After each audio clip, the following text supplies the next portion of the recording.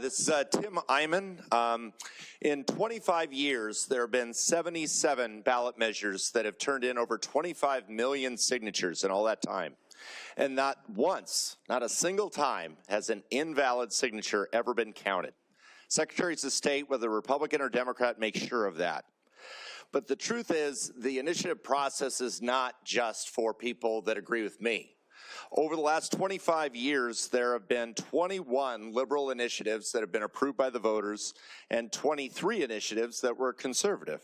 So both sides use it, and both sides are going to lose it under this bill, because this will require the Secretary of State to throw away and reject perfectly valid voter signatures on petitions.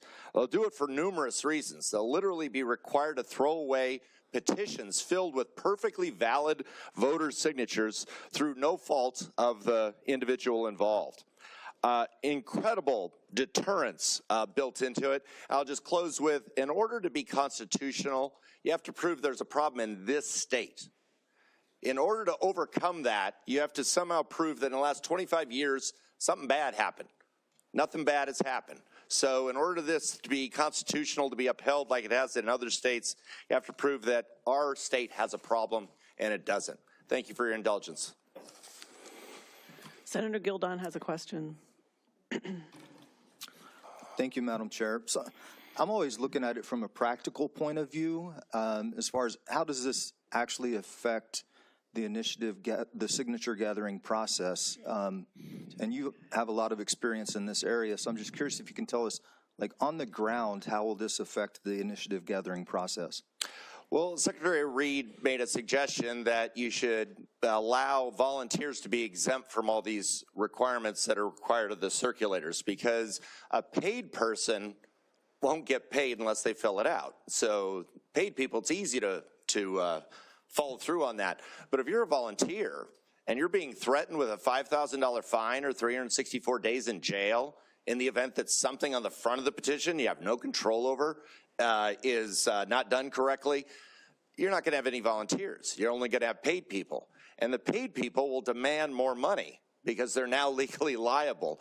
In Oregon, they passed these same kind of requirements, and it tripled the cost to qualify an initiative for the ballot. Let me quickly add, as far as Secretary of State's office is concerned, because the invalid rate will go up so much, even though they're perfectly valid signatures all being thrown out, with the invalid rate going up, what that means is during the statistical sampling stage of things, they'll reject it, which requires them to have to do a full signature check. Now, I've actually had the joy and pleasure of one of these things. It took months, and that was back when it was 200,000 signatures. Now we're up to 400,000. I think this fiscal note is totally understated because it will literally require a full signature count on any initiative that gets turned in.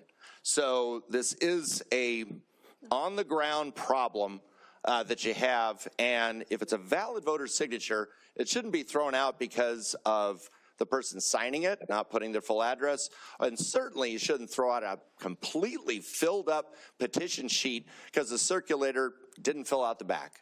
So anyway, I appreciate your consideration.